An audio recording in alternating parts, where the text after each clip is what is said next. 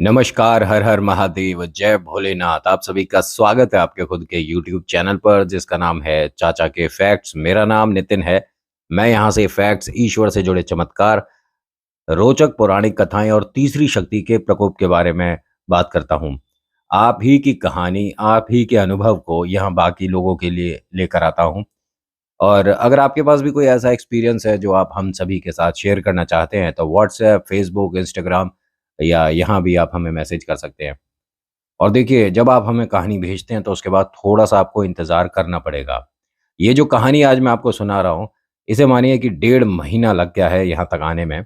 थोड़ा कभी-कभी बीच में जिनसे बात हो रही होती है, जो अपनी कहानी हमें भेजते हैं, उनसे कुछ संपर्क अच्छे से नहीं बन पाता है, तो थोड़ा वक़्त इंतज़ार हमें भी करना पड़ता है, कभी उन्हें भी करना पड़ता है। तो प्लीज़ मैसेज करने के बाद थोड़ा-सा इंतज़ार करिएगा। देखिए, मैं हर बार बोलता हूँ कि आप मेरी कहानियों पर, मेरे इस अनुभव पर जो मैं लोगों के साझा करता हूँ, आप भरोसा करो, ना करो। 1% भी भरोसा करो या ना करो वाली बात है। लेकिन अपने ईश्वर पर 100% भरोसा करो, आपके साथ चमत्कार होने शुरू हो जाएँगे। आपकी लाइफ़ में आपको लगता है कि इस वक़्त परेशानी है, थोड़ा-सा दौर मुश्किल का चल रहा है, तो ये सोचिए कि जब इतनी परेशानी है, उसके बावजूद आप ईश्वर का दामन नहीं छोड़ रहे, तो आगे वक़्त कितना बेहतरीन आने वाला है। अभी फ़िलहाल चैनल का इंट्रो, फिर उसके बाद आपको महादेव से जुड़ा एक ऐसा चमत्कार बताऊँगा, जिसकी शुरुआत तब हो गई थी, जब ये गुड़िया 3 साल की थी। पहला इंट्रो फिर शुरू करता हूँ। हर हर महादेव।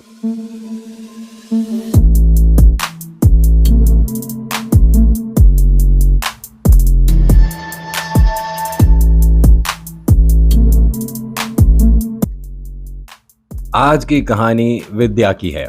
ये कौन है विद्या? इन्हें जान लो थोड़ा-सा। ये 3 साल की गुड़िया है जो कि अपनी दादी अम्मा के साथ मंदिर जाया करती है। 3 साल, ध्यान से सुना आपने, 3 साल की गुड़िया है, मंदिर जाती है और ये भोले बाबा को बहुत पसंद करती है।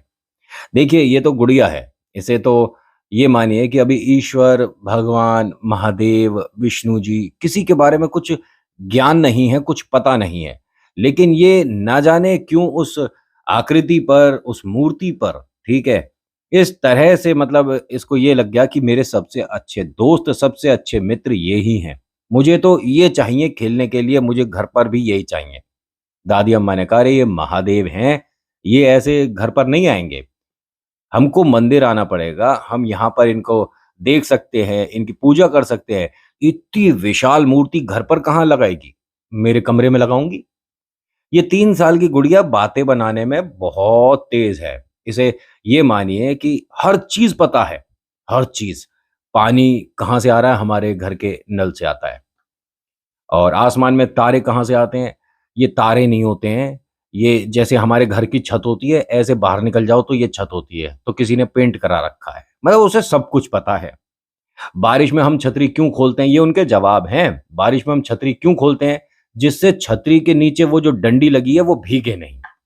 इसे ये नहीं पता कि छतरी आपको भी तो बचा रही है। उसे तो बस ये पता है कि ये जो डंडी है छाते में लगी हुई, ये नहीं भीगनी चाहिए।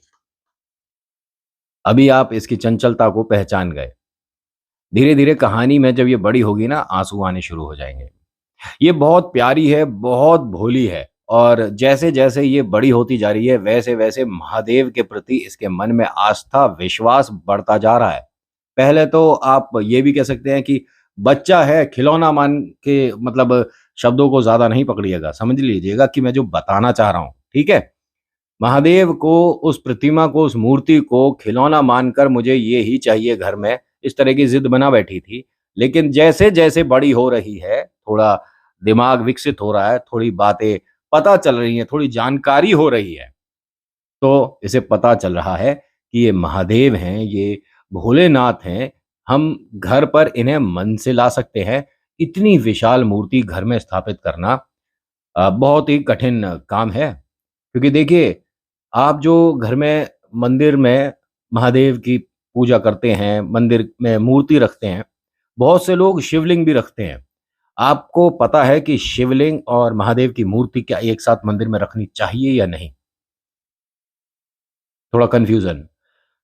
नितिन, हर बार किसी न किसी कहानी में कोई ना कोई एक ऐसा सवाल ला देते हो जो कि हमारे घर में हो रहा होता है। तो आपके घर में भी ऐसा ही है? चलो इस पर भी आऊँगा बाद में। लेकिन अभी कहानी सुनो।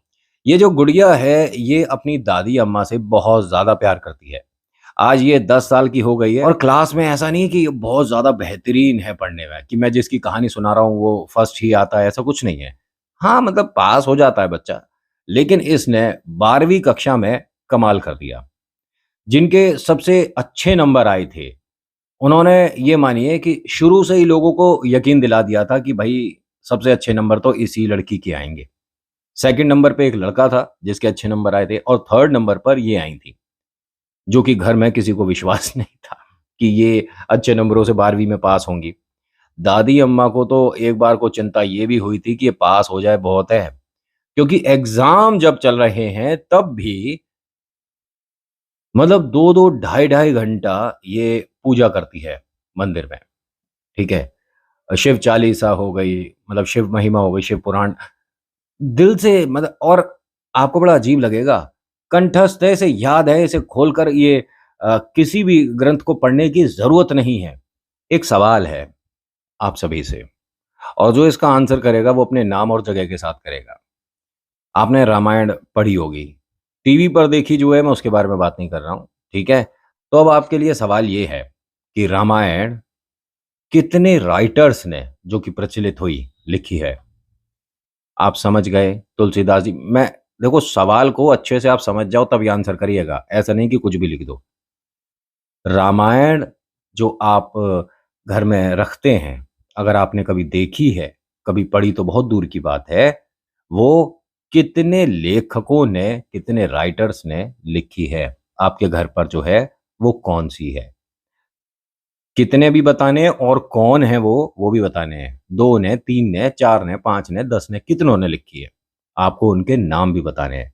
तो यहाँ से हमारी टीम की तरफ से उस ख़ास इंसान के लिए कुछ ख़ास इंतज़ाम है। अब आ जाओ कहानी पर। और हाँ, बीच में ही बोल देता हूँ, बाद में आपको डिस्टर्ब नहीं करूँगा कि आप लाइक, शेयर, सब्सक्राइब ज़रूर करिएगा। आप सब्सक्राइब नहीं करते हो, आते हो, देखते हो, चले जाते हो, बड़ा अजीब लगता है। बहुत मेहनत करता हूँ आपके लिए एक-एक वीडियो लाने में, तो आप थोड़ा-सा काम हमारे लिए भी कर दो। लाइक कर दो, कमेंट कर दो, और अगर सब्सक्राइब नहीं कर रखा तो सब्सक्राइब भी कर दो। अब ये जो हैं, महादेव के जो भक्त हैं, पूरे आस-पास के क्षेत्र में मतलब चर्चा में हैं कि अगर किसी को भी महादेव से जुड़ी कोई भी इन्फॉर्मेशन लेनी है तो ये गुड़िया दे सकती है। इसे बहुत कुछ पता है। मतलब ये भी पता है कि अगर आप महादेव की पूजा कर रहे हैं तो कौन-सी बातों का ध्यान रखना है। अगर आप शिवलिंग पर जल अर्पण कर रहे हैं, दूध अर्पण कर रहे हैं, तो आपको कौन-सी दिशा में होना चाहिए, ये तक पता है इसे। वैसे आपको पता है ये बात कि किस दिशा में खड़े होकर हमें जल चढ़ाना चाहिए या दूध अर्पण करना चाहिए, पता है? बहुत बढ़िया। अब होता क्या है कि ये जैसे ही 12वीं में पास हुई, इनके माता-पिता ने कहा कि अब इसके लिए कोई लड़का देखा जाए। काफ़ी पुरानी बात है, ठीक है? तो ऐसे में जल्दी शादी कर देने का कुछ इनके यहाँ हिसाब-किताब होगा। दादी माँ ने मना कर दिया कि जब तक गुड़िया कॉलेज नहीं जाती और कॉलेज में भी ये 12वीं नहीं कर लेती। ये उनके शब्द हैं, इसलिए मैं वो बोल रहा हूँ, क्योंकि कॉलेज में 12वीं, आप समझ रहे हो ना? दादी अम्मा ने यही कहा कि जैसे इसने स्कूल की 12वीं करी है, ऐसे ये कॉलेज की जब 12वीं कर लेगी, उसके बाद ही इसका ब्याह कराऊँगी, उससे पहले नहीं। अरे अम्मा जी, ये बड़ी हो चुकी है और अगर अब इसके लिए लड़का नहीं देखेंगे तो हाथ से अच्छे, जिसे कहते हैं ना, युवक, वो निकल जाएँगे। अम्मा जी ने कहा, "क्यों भाई, सारे का कुएँ में कूद जाएँगे?"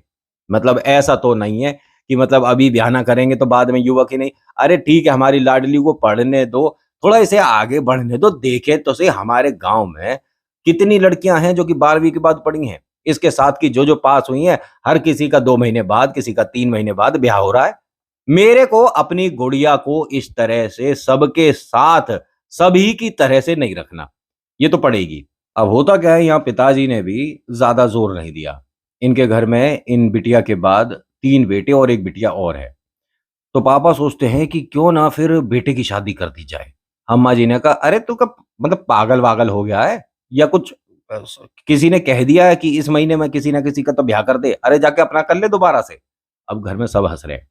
बच्चों ने एक सवाल और करा कि दादी जी, ये पापा शादी-शादी इतना कर क्यों रहे हैं वैसे? उन्होंने कहा, अरे कुछ ना इसके मन में होगा कभी लड्डू-वड्डू खाने की, या मिठाई कुछ अलग सी, शादी की कुछ अलग ही स्वाद की होती है ना, मतलब अरे तुझे कुछ खाना है तो बता दे, हम वैसे ही घर में बना देंगे। तू ऐसे में बालकों के पीछे क्यों पड़ रहा है शादी। अब इन्होंने भी हंस के बात टाल दी और ये बात ये सभी ने आई गई कर दी। ये जो गुड़िया है हमेशा महादेव के सामने जाकर घर में हर एक सदस्य का नाम लेकर उन्हें बोलती है कि सब सुखी रहे, सब खुश रहे, अपना नाम नहीं बोल रही। ये मानिए कि इसे सिर्फ अपने लिए परिवार की खुशियां चाहिए, अपने लिए बस महादेव चाहिए। बाकी सुख साधन इसे नहीं चाहिए। इसने तो एग्जाम में मैं पास हो जाऊं ये तक नहीं बोला भोले बाबा को। उसके बाद भी जरूरी नहीं है कि आप कहेंगे तभी ईश्वर सुनेंगे। अगर आप आस्था रखते हैं, मन में विश्वास है, तो आप उनसे कहो ना कहो, उन्हें आपकी जरूरत पता हो जाती है। ठीक है, ऐसा होता है, अपने साथ तो होता है, आपके साथ भी होगा। अगर आपके मन में विश्वास है, अगर आपके मन में वो ईश्वर सदैव बसते हैं जिनकी आप आस्था करते हैं। और जो बहुत सारे लोग बाबा ये दिखावा करते हैं ना कि हम तो बाबा श्याम के भक्त हैं, हम महादेव के भक्त हैं, तो दिखा किसे रहे हो? कोई फर्क नहीं पड़ेगा उससे। आपकी जिंदगी में 100 में से 0% फर्क आएगा, कुछ नहीं। किसी को दिखाकर आपने अगर भक्ति करी तो क्या करा। और ये बात उन लोगों पर भी लागू होती है जो कि दान करते हैं। अगर आपने दान करा और अपना क्या कहते हैं, अपना पब्लिसिटी भी कर दिया, ये पंखा मैंने दिया अपनी तरफ से मंदिर में, ये गुरुद्वारे में जो लगवाया गया है झूमर, ये मैंने अरे क्यों भाई? आप कौन हो? आपको अगर ये दिखावा ही करना है तो किसी जरूरतमंद के घर पर लगवा दो। ठीक है, ऐसा कर दो ना। अपना नाम बताकर दान करने वाले, ये दान नहीं दिखावा है। बाकी आपकी मर्जी है, आप 50 लोगों को बताओ। बहुत से लोग तो उसकी फोटो खींच खींच के व्हाट्सएप पे ले, इंस्टा पे ले, यहाँ ले वहां ले, है ना। बहुत बढ़िया। होता क्या है कि ये गुड़िया महादेव के सामने आती है और बोलती है कि भोले बाबा, मुझे आज शादी के बारे में बोला जा रहा है, और अगर मेरी शादी हुई और जिनसे भी होगी और वो आपकी पूजा नहीं करते होंगे तो मैं वापस आ जाऊंगी। मुझे उनके साथ रहना ही नहीं जिनके पास महादेव के लिए वक्त ना हो। अब कमाल की बात देखिए, जब ये बोल रही थी, वहां के पंडित जी ने ये बात सुनी। उन्होंने कहा गुड़िया एक बात बता, दादी अम्मा को पता है कि तू महादेव से अपने लिए वर मांग रही है? उन्होंने कहा अरे वर तो ये मानो कि घर पर आए बैठे हैं, मैं भोले बाबा से ये कह रही हूँ जो आपने सुना है। अच्छा, लेकिन अभी तो तेरी 12वीं हुई है। हाँ क्या करूं अब, 12वीं हुई है तो तू ब्याह नहीं करेगी? देखो पंडित जी, पापा तो मेरे लिए कुछ ऐसी बात कर रहे थे वर वगैरह, तो मेरे को अम्मा ने मना कर दिया। दादी ने कह दिया मैं पहले कॉलेज जाऊंगी, वहां पढ़ाई करूंगी, उसके बाद। उन्होंने कहा बहुत अच्छी बात है बिटिया, पढ़ना तो चाहिए। पंडित जी से ये सब बातचीत होने के बाद पता पड़ता है कि पिताजी ने इनके नंबर वगैरह, उस समय इतना वो नहीं था कि भाई साहब आपके 97% होने चाहिए, 96 होने चाहिए, मतलब ऐसा कुछ नहीं था। आराम से इनका एक अच्छी जगह एडमिशन हो गया। और ऐसा भी नहीं कि ये 45 और 70 वाली थी, आए इनके भी 80 समथिंग थे, तो एडमिशन आराम से हो गया। वहां पर जब पढ़ाई करी है तो अपना पूरी पढ़ाई करने के बाद, कंप्लीट करने के बाद, उस दौरान भक्ति इतनी ज्यादा मजबूत हो चुकी थी इनकी कि महादेव से ये बोलें कि बारिश हो जाए तो बारिश होती थी। इतना दृढ़ विश्वास बन चुका था महादेव के लिए। और ऐसा हुआ इनके साथ। ये जिस समय कॉलेज से अपना मतलब डॉक्यूमेंट्स लेकर चली थी, जैसे इन्होंने बताया, उस वक्त बारिश शुरू हुई थी और ये मानिए कि इतनी दबा के भयंकर बारिश हो रही थी कि पता नहीं, ऐसा लग रहा था कहीं ये बाढ़ ना आ जाए, इतनी भयंकर बारिश। और इन्होंने जैसा मुझे बताया, देखिए आस्था में बहुत शक्ति होती है। इन्होंने ये मानिए कि महादेव से चिल्लाकर गुस्से में ये बोला कि भोले बाबा सारी मेहनत बेकार हो जाएगी अगर मेरे कागज भीग गए, बंद करो इसे। और 15-20 मिनट बाद बारिश बंद हो गई। हाँ, रोड पर पानी भर गया था इतनी देर में, लेकिन ये भी एक चमत्कार है। आप कह सकते हो कि नहीं, ऐसा तो बारिश कभी भी रुक सकती है, उससे पहले आपने कुछ भी बोल दिया हो, तो आप जो नहीं मानते ना, मुझे उन्हें यकीन दिलाना भी नहीं है। ठीक है, मैं उनके लिए कहानियां लेकर आता हूं जिनका विश्वास ईश्वर में है। जो नास्तिक है, और तुम जाके किसी अच्छी दीवार में सिर मार लो। होता क्या है, घर में अच्छी दीवार नहीं है तो पड़ोसी के जाके ट्राई कर लो। नहीं कहीं मिले तो मेरे ही घर आ जाओ, मेरे घर में बहुत मोटी मोटी मजबूत दीवारें हैं। होता क्या है, कि ये जो हैं ये घर आ गई हैं, ठीक है? और दादी अम्मा को सब कुछ बता रही हैं कि ऐसे-ऐसे हुआ था, बारिश हुई थी। तभी दादी अम्मा ने कहा कि वो बातें तो बाद की है बिटिया। अब ये देख तेरे लिए रिश्ते आए हैं। 3 फ़ोटो रखी उनके सामने और ये तीनों के घर में हमने तेरी भी फ़ोटो पहुँचाई थी। इन तीनों को ही तू पसंद है। लेकिन अब जिसको तू हाँ करेगी हम तो उसी को कहेंगे कि गुड़िया से तुम बात करो आके। बाकी 2 को हम रिजेक्ट कर देंगे। अभी हँस रही है कि अरे अम्मा मेरे को ऐसे क्या भई आपको जो सही लगता है वो देखो ना। उन्होंने कहा अच्छा हम में से किसी को रहना है उसको पूरी ज़िंदगी? हमारे तो आएगा हम उसे दाल-भात खिला देंगे, खाना खवाएँगे अच्छे से वो चला जाएगा। अब ऐसा थोड़ी ना कि वो यहीं रहेगा। रहना तुझे है, तू देख और एक काम कर लल्ला, इनके पापा से बोलती हैं कि इन तीनों को बुलाओ, एक-एक करके बात कर लें, गुड़िया को जिसका व्यवहार अच्छा लगेगा, उससे बात कर लेंगे। इसने कहा देखो अम्मा ऐसा है, मतलब दादी अम्मा ऐसा है, व्यवहार तो 15-20 मिनट के लिए आदमी अपना बदल भी सकता है। मैं इन तीनों से, ये जो महादेव का हमारा मंदिर है, इसी में मिलूँगी, ठीक है? और अपने परिवार के साथ आएँ, हम अपने परिवार के साथ होंगे, हम घर नहीं मिलेंगे, महादेव के मंदिर मिलेंगे। ठीक है जी।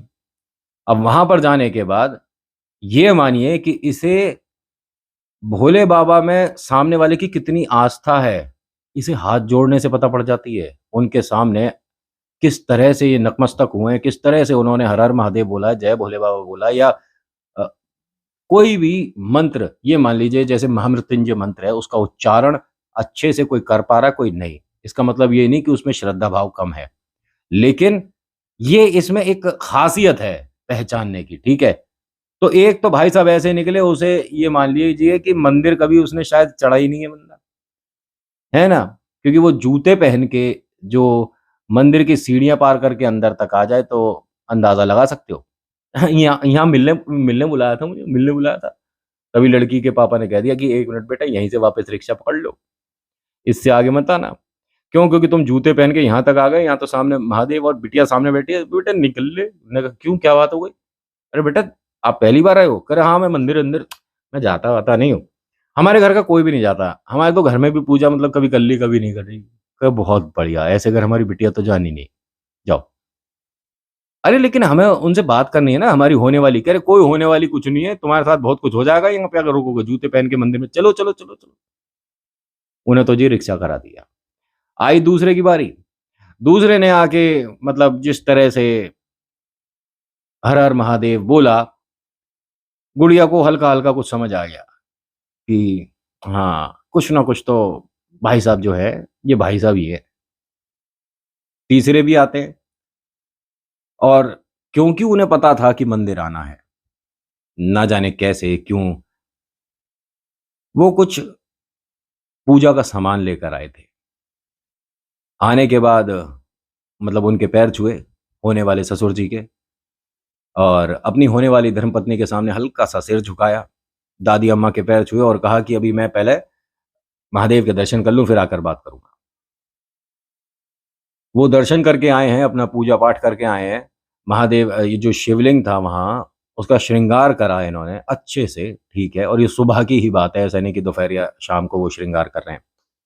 और उसके बाद आकर जब बैठे इनके सामने कि हाँ, बताइए और आपकी पढ़ाई कहाँ से हुई है, कैसे? सब कुछ तभी पता चलता है कि जी रिश्ते के लिए हाँ हो गई है। अब हाँ हो जाने के बाद गृहस्थ जीवन बहुत बेहतरीन, बहुत अच्छा चल रहा है।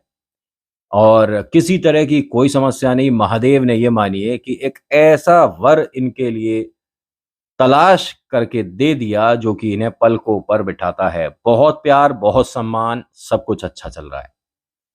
इनके घर एक बेटा जन्म लेता है, जिसको बहुत कोशिश करती हैं कि किसी तरह से ये भी महादेव की पूजा करा करे, लेकिन वो नास्तिक निकला। क्या करोगे आप इसमें? 7 साल का हो गया बच्चा लेकिन भगवान के प्रति आस्था ही नहीं है। 8 साल का हो गया, 10 साल का हो गया, 18 साल का हो गया, मन में आस्था ईश्वर के प्रति है ही नहीं। निहायत ही बदतमीज़ किस्म का इंसान पूरे आस-पास के एरिया में, ठीक है, एरिया बोलूँगा, इससे बदतमीज़ लड़का कोई नहीं है। ऐसे घर में इतना हाथ से निकला हुआ लड़का होना बहुत मुश्किल होता है। माँ-बाप ने बहुत प्यार, बहुत मतलब ये भी कह सकता हूँ कि उनके लाड़-प्यार ने इसे बिगाड़ दिया। इसमें गलती माँ-बाप की भी थी। थोड़ा-सा स्ट्रिक्ट होना ज़रूरी होता है, तभी ये इस तरह की जो औलादें हैं, लाइन पर रहती हैं। बहुत कोशिश करी लेकिन यहाँ ये दोनों ही हार गए। अब हार बहुत बड़ी है क्योंकि इनके पति देव इनका साथ छोड़ गए हैं। इनका वक़्त यहीं तक था। बहुत रोईं, बहुत परेशान कि महादेव ये गलत हो गया। संतान तो ये मेरे हक में है ही नहीं, कभी मेरी सुनती नहीं और जो मेरे लिए बहुत प्रिय थे, उन्हें आपने अपने पास बुला लिया। इनसे पहले मुझे जाना चाहिए था, लेकिन ये बहुत गलत हो गया। ये अब मान लीजिए कि बस जी रही है। किसी तरह से अपने बेटे का घर बसा दूँ, ये खुश हो जाए और मैं प्राण त्याग दूँ। अब इनके पास बस यही बात रह गई है। दादी अम्मा 2 साल पहले इनका साथ छोड़ चुकी हैं, तो अब इनके पास कोई सलाह देने वाला बहुत दिल के करीब नहीं है। और जो इनके माता-पिता हैं, ये हमेशा बोलते हैं कि बिटिया तू हमारे पास आ जा। जब से इनके पति गए हैं, कि हमारे पास आया और हमारे पास रहे, हम इसको कोई समस्या नहीं होने देंगे, तू हमारे पास आ जा। नहीं अम्मा मैं यहीं ठीक हूँ। ये लड़का बहुत बदतमीज़ है, बहुत सारे ऐब हैं इसमें जो मैं यहाँ से आपको डिस्क्लोज़ मतलब बता नहीं सकता, ठीक है? आप समझ लीजिए कि जो-जो सारी बुरी हरकतें, बुरी आदतें होती हैं, वो सब इन भाई साहब में है। भगवान के प्रति आस्था ज़ीरो है, कभी किसी भी भगवान के आगे नतमस्तक नहीं हुए, बहुत बदतमीज़ किस्म का इंसान है। बदतमीज़ पे मैं ज़्यादा वज़न इसलिए दे रहा हूँ क्योंकि ये मतलब आप बस मान लीजिए कि इनसे बुरा बेकार इंसान कभी मैंने या आपने जीवन में नहीं देखा होगा। इनकी शादी के लिए रिश्ता आया क्यों? क्योंकि घर बड़ा है, परिवार अच्छा है, कुनबा अच्छा है और जो माताजी हैं इनके बारे में हर कोई जानता है कि शिव भक्त हैं और बहुत ही साधारण लोग हैं। हाँ, पिता नहीं है लेकिन माँ जो हैं पलकों पर बिठाकर रखती हैं बेटे को। बेटे ने हाँ इसलिए कर दिया क्योंकि भैया एक तो पढ़ा-लिखा ढंग का है नहीं, ठीक है? और जो धर्मपत्नी आ रही हैं अ, ये इनकी सोच से ज़्यादा खूबसूरत है, साफ शब्दों को मैं बोल रहा हूँ। अब क्योंकि वो ऐसी हैं, तो उन्हें भी किसी तरह का गुरूर, घमंड घर में आने के 1.5 या 2 हफ्ते बाद ही माता से बेटे को अलग करना शुरू कर दिया। ये बुढ़िया हमारे घर में क्यों रहती है? घर हमारा है और बाहर तख्ती जो है, वो इसके पति की क्यों है? तुम्हारा बाप तो मर चुका है। ये उसके शब्द हैं जो कि खूबसूरत है शक्ल से। तो उसने कहा कि जब चाहूँगा जब नाम हटवा दूँगा बाहर वो जो तख्ती है कभी भी हट जाती है, क्यों परेशान होती हो? ये दोनों अपने जीवन में इसमें गृहस्थ जीवन में बहुत खुश हैं। माँ से जितने पैसे चाहिए होते हैं, बस एक बार सुबह बोल देते हैं, माँ शाम तक वो पैसे दे देती हैं। ऐसा नहीं कि भई लाखों मिल रहे हैं, लेकिन हाँ, 1000, 500, 200 इस तरह के जो ऑर्डर आता है वो देना पड़ता है माँ को वरना वो अगले दिन निकाल सकता है इन्हें घर से।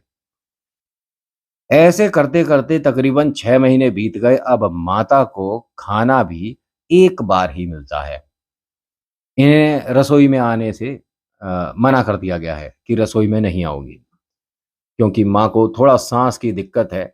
माँ ने लोगों को बताया नहीं कि मुझे किस तरह से रसोई में आने को मना किया है। माँ ने अड़ोस-पड़ोस में लोगों को ये दिखाया कि बहू मेरी चिंता करती है, मेरी परवाह करती है, इसीलिए मुझे रसोई में नहीं आने देती। जबकि एक बार जब ये रसोई गई थीं अपने लिए कुछ खाना देखने, तो इन्हें धक्के देके रसोई से बाहर निकाल दिया था, बहू-बेटा ने। सिर्फ़ बहू नहीं, बेटा भी। लेकिन माँ ने बाकी लोगों को ये बताया कि मैं इसीलिए नहीं जाती हूँ मैं रसोई में, मुझे साँस की समस्या है ना। भोले बाबा के आगे आकर बस ये रो रही हैं। मंदिर में 3-3 4-4 घंटे बाबा के सामने बैठी रहती हैं।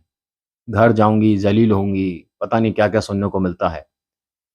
महादेव उनके साथ मुझे भी ले जाते, ये ज़्यादा बेहतर होता। मुझे ऐसे लोगों के बीच में छोड़ दिया जहाँ ना मान-सम्मान है, कोई मेरी कद्र नहीं और मैं मंदिर से घर जाऊँ ना जाऊँ उन्हें कोई फ़र्क भी नहीं पड़ता। अब अत्याचार थोड़ा ज़्यादा हो गया। शादी को तकरीबन साल भर हो गया है। इनके घर में अभी कोई खुशी नहीं आई है और अभी कोई संतान सुख है नहीं, ठीक है? और ये जो बेटा है, माँ को बहुत सुनाने लग गया अब। और कुछ शब्द ऐसे हैं जो मैं यहाँ शामिल नहीं करूँगा। जो ये लड़की है, जो खूबसूरत बहू है, इसके शब्द निहायत ही बदसूरत हैं। इन्होंने अब भोले बाबा से शिकायत कर दी कि बाबा, ये आखिरी हफ्ता है। इस आखिरी हफ्ते में अगर इनका हृदय परिवर्तन हो गया तो ठीक, नहीं तो मैं भी चली यहाँ से और मैं कहीं और नहीं जाऊँगी, मैं सीधा तुम्हारे पास आऊँगी। 1 हफ्ता है भोले बाबा। और ये बोलकर अपना घर चली गई हैं।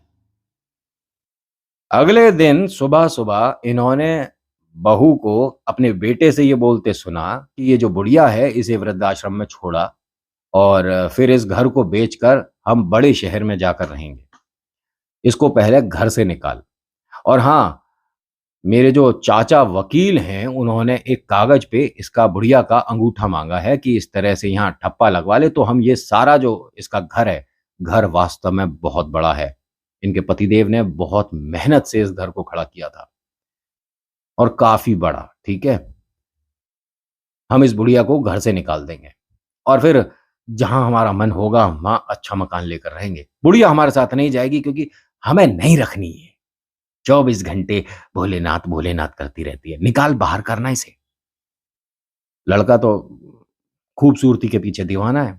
उसे माँ तो दिख नहीं रही है, ठीक है? शाम को आता है माँ के पास और बोलता है कि कल सुबह तुम्हें अ, एक जगह पाठ करने जाना है तो मेरे साथ चलना पड़ेगा। उन्होंने कहा बेटा किस चीज़ का पाठ है? अरे वो भोलेनाथ की कोई पूजा हो रही है, वहाँ उन्होंने कहा है कि तुम्हें लेकर चलना है तो तुम्हें मेरे साथ चलना होगा, अपना सामान बाँध लेना, 2-3 दिन तुम्हें वहीं रुकना होगा। माँ समझ गई कि झूठ बोलकर मुझे वृद्धाश्रम ले जाकर फेंकेगा ये, और कुछ नहीं।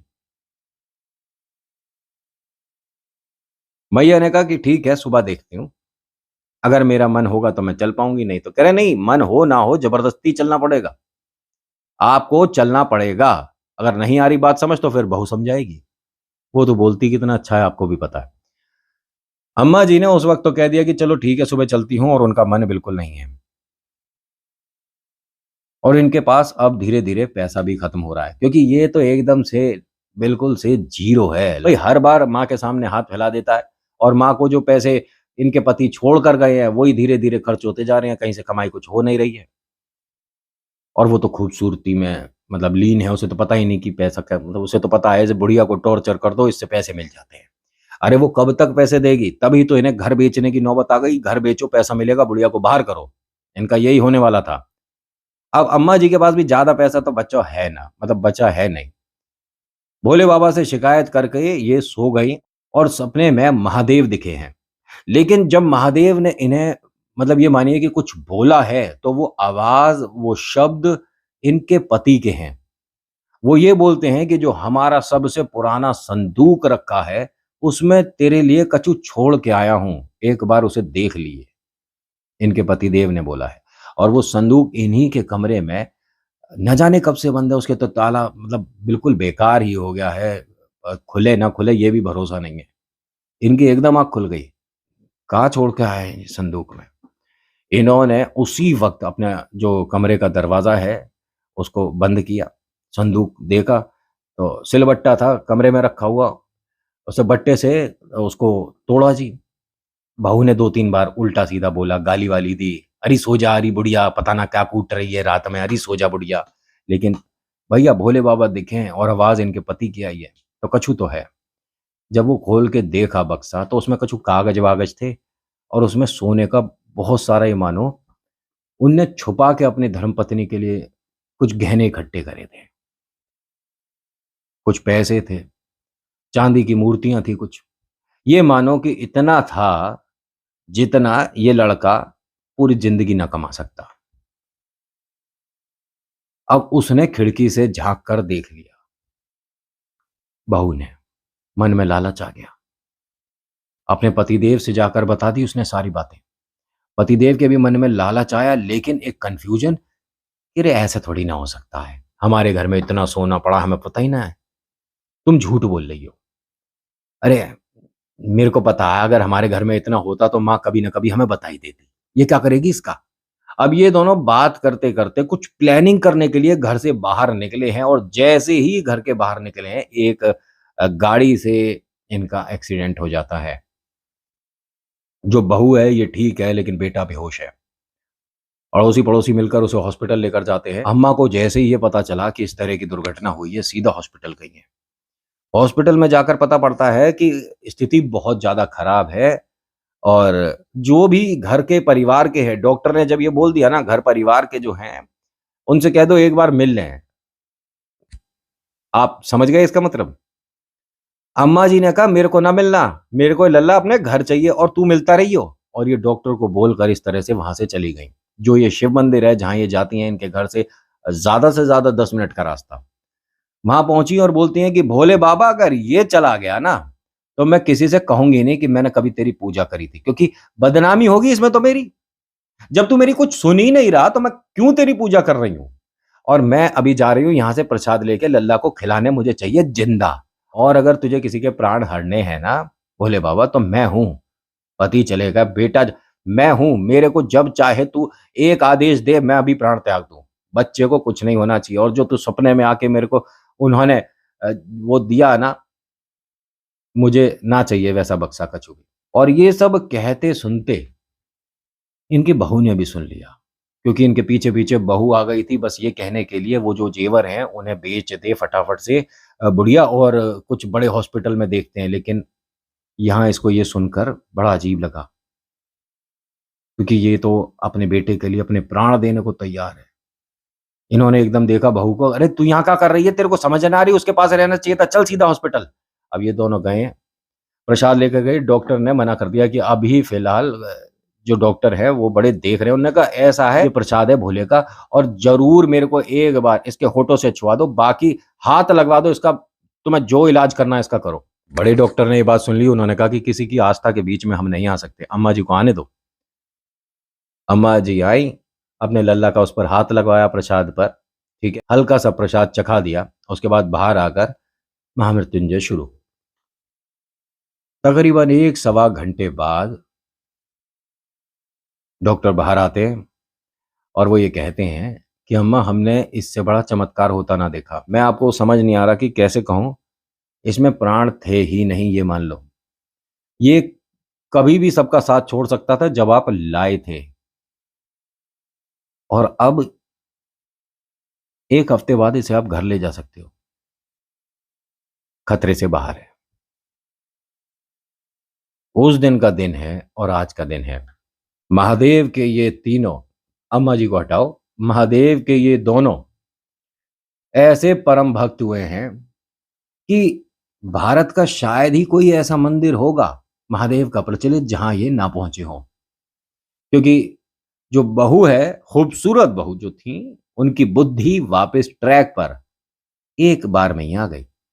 जो बेटा है इसे मौत के मुंह से बाहर खींच के ले आई हैं।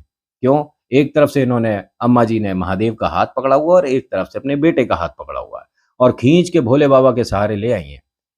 तो उसे तो पता है कि इसकी माँ इसके लिए क्या है और अब ये माँ इनके साथ ही रहती है और इन्होंने घर भी नहीं बेचा है। बेटा आज एक दुकान चलाता है जो कि अच्छी खासी चलती है। घर परिवार में किसी तरह की कोई परेशानी नहीं है। अब इनके पास एक खुशी का बहुत बड़ा कारण है, बिटिया।